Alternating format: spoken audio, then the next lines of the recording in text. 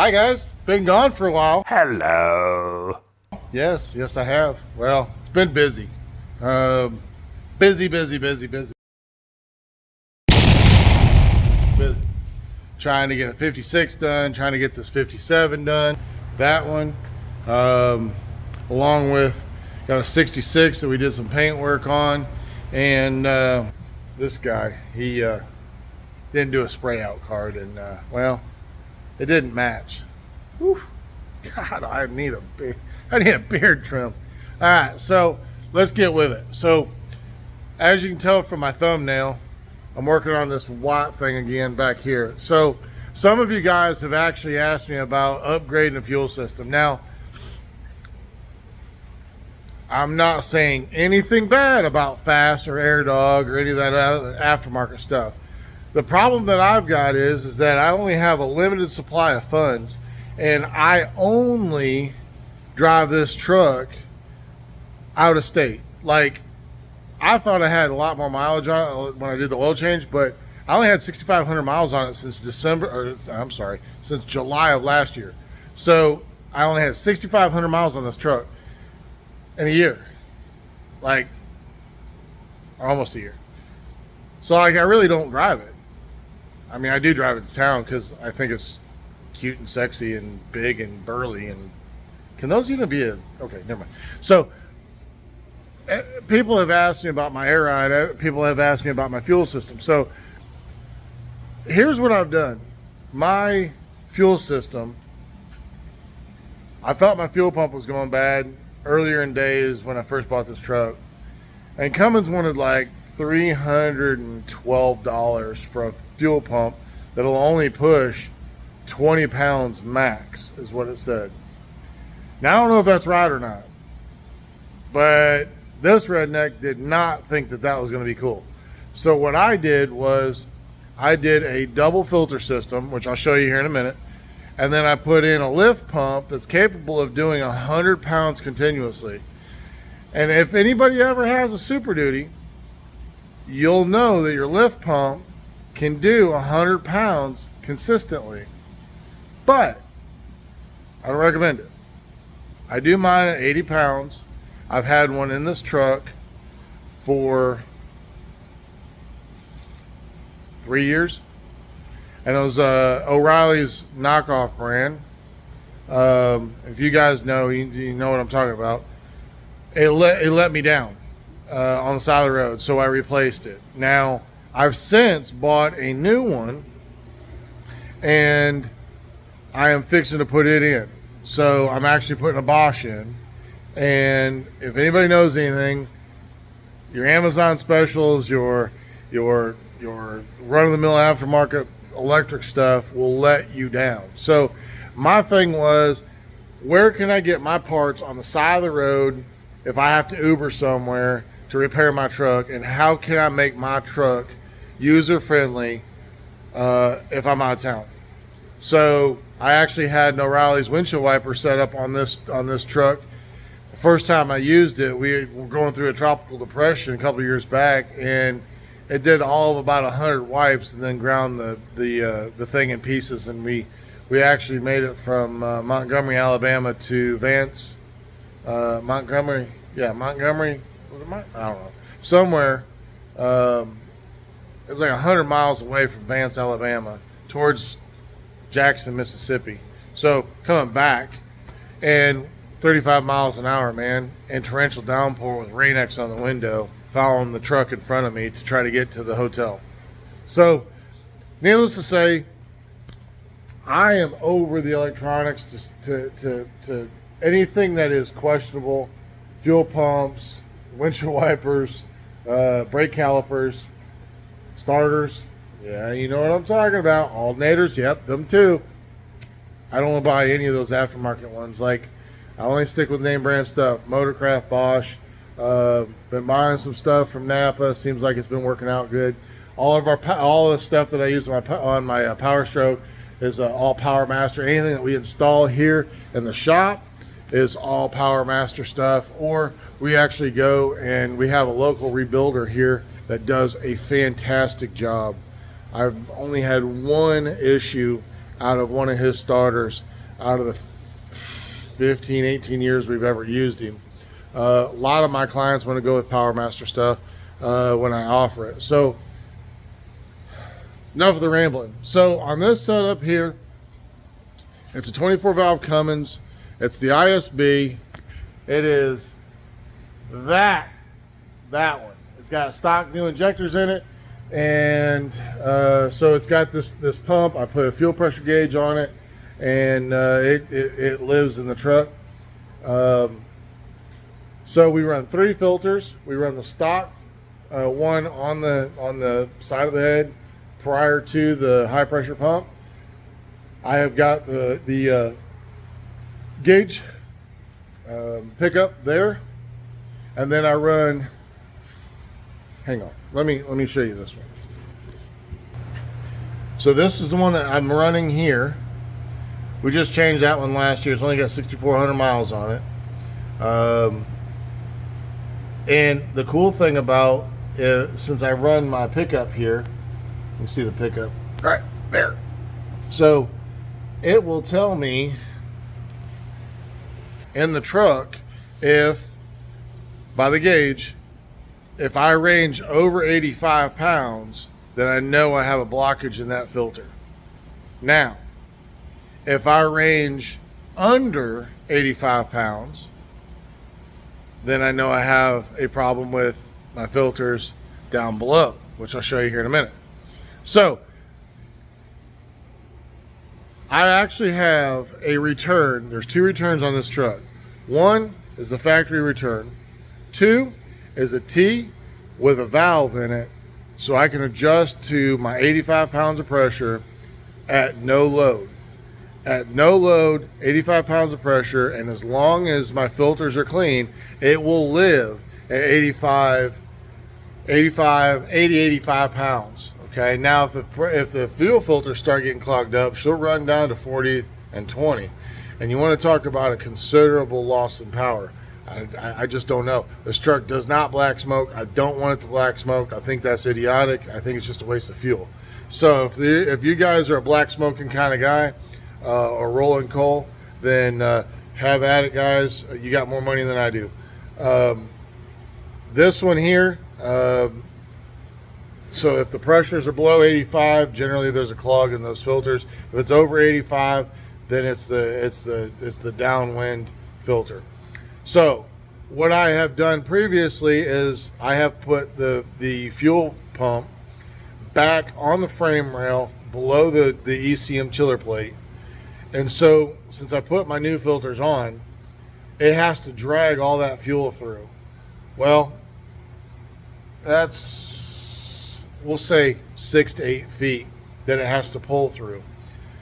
Needless to say is, I don't think that's good for the fuel pump. And I've also heard from others that fuel pumps like to push, not pull. So what I'm going to do today is I'm actually going to put the fuel pump between the tank and the filters. And then we're going to push through the filters and in through the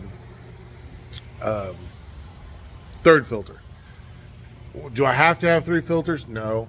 I have the stock one, which is a water separator. I can't remember, is it 5 or 10 microns? I don't remember. Then I've also got a water separator down below that catches most of my water and the big debris. And then I've got a smaller micron filter to catch the smaller stuff. Sorry, guys. Been a long day. Been a long week. So let me show you those filters. So there's the filter setup that I have, that I've actually built. And those filters I actually thought were stopped up when that other fuel pump went out. So I actually changed those on the side of the road. I carry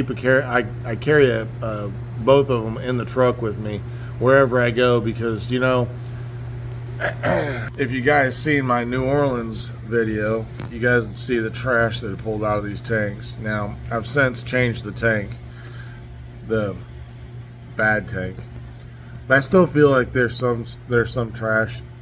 And instead of dumping another, 100 gallons of fuel again, I'm just triple filtering it, I guess. On the other side of things, though, the filters that I took off, I did keep and I cut open. And I didn't do a video of them, but you can definitely tell that the one filter picked up a bunch of trash, but the second filter didn't. So nothing is getting past that filter. Now, is there a reason for the third filter? Sure, why not? I mean, hell, who doesn't want a couple $100 in fuel filters and filters for their truck? I mean, because I think those are like 40 or 50 bucks, and then the one that's up there on the top is another $40, and then the air cleaner is another 60. So I mean, come on now, you know, that's 150. You do the math, I'm not. This, a fuel pump and the old battery box. This is actually technically going to come out later. I'm going to put, I'm building toolboxes to go in here. That's why the steps haven't been changed or anything like that. But toolboxes are going in on both sides for cleaning stuff and chargers and tools and airlines and, you know, all that crap. So we're going to put the fuel pump there, and we're going to put it on a 1/8 of an inch rubber, so that way we don't hear that thing vibrating, and maybe it'll live a little bit longer.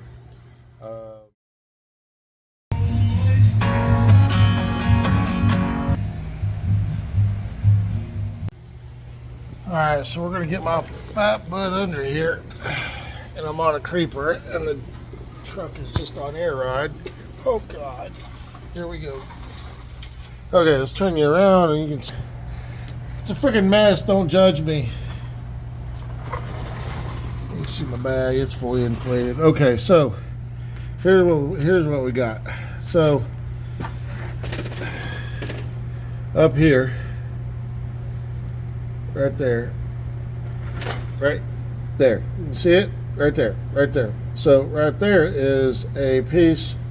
I made a banjo nut, or a banjo, to be able to adapt to what we had. So, because it was threaded or something, I don't remember. Special tube or something, I don't know. But, so I made that, and I guarantee you that we didn't get those and it not be an issue.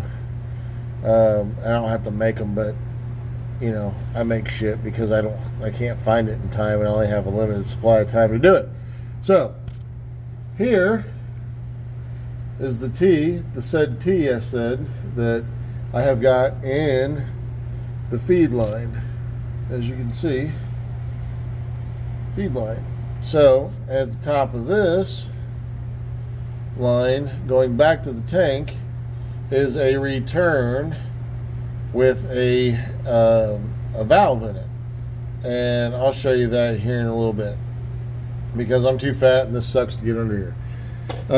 This area is not where the fuel pump used to be. That is where the inline pump used to be. Or not pump, damn it. Filter. So the pump used to be on the back side of this chiller plate. I don't know if you can see it or not. Back side of this chiller plate right there. So it was in between the motor and the chiller plate. So, yeah. So we're going to take this fuel pump out, and we're going to take, I don't know, all this out, rerun it, make it look nice since we've got the pump mounted, and see if we can't do something with it, because I don't like it. And I just think that it's, well, this is what I did on the side of the road after I replaced the pump. So my theory, shit, get your hand off the camera. My theory is correct, that if you buy parts and you're in a holdup somewhere on the side of the road, you can change that shit by yourself, or at least with tools. So that's what we're going to do now, is we are going to change that shit out. There you go, mounted. So, you know, when you make a repair on the side of the interstate, that's what it is. It's an interstate repair. It's let's get it done. Let's get the hell off the interstate so we don't cause an accident, or even much less, get run over. Well, there's a reason for that. There's a reason for that to get off the interstate, but then there's also a reason why it's called an interstate repair, because you're in a mad rush. So, taking this old fuel pump off, I'm gonna show you what I found. So, there's the connections, and it fell off. So, I don't remember if I cut it to get it on there or what have you, but that was not good.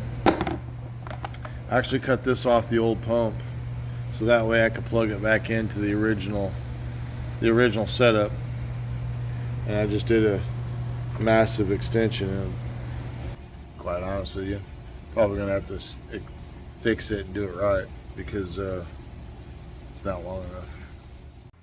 Well, yeah, that was a rough one. Why? I haven't got a clue. It's so straightforward.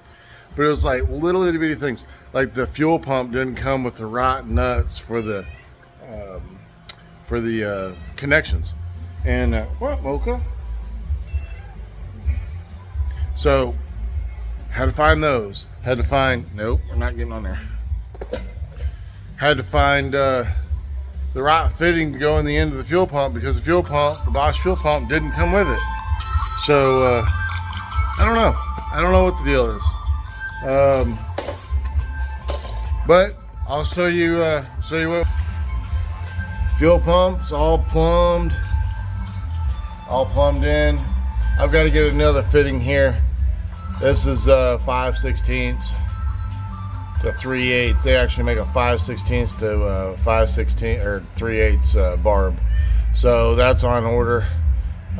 This is the fitting that we had to find. It's 3/8 or it's 5/16 steel to M10 by 1 thread.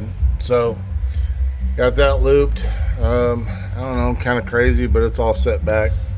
I'll go underneath.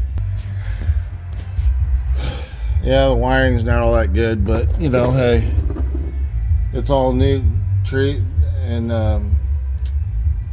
black taped and whatnot, and so it's all in. But there's the T and all the lines. They're all good. Can barely see that without the light, but yep.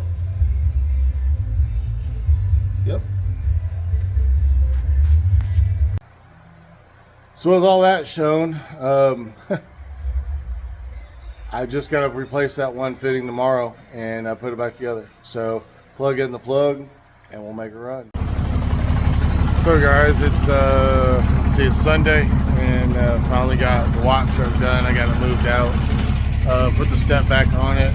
Had to put those steel plastic pieces that clip onto the fuel pump and go to 3/8 line. So 5/16 fuel pump line to 3/8 rubber line, not rubber line, high pressure line. So Dorman actually makes that part. My parts store didn't have them, I had to order them, so they came in yesterday and I replaced it and got it out of the way. So let me show you.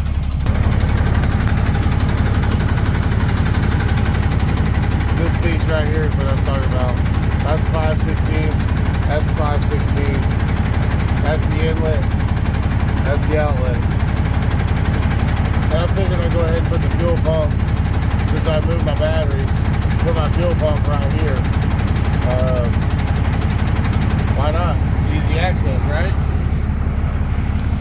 It's like a chicken address. So let me fill you in on something that just returned yesterday. This car here, you've seen it on this channel before. Well, I don't know. You've seen it on my Facebook, my Instagram. I don't know if it's been on this channel, but this is going to be an upcoming video.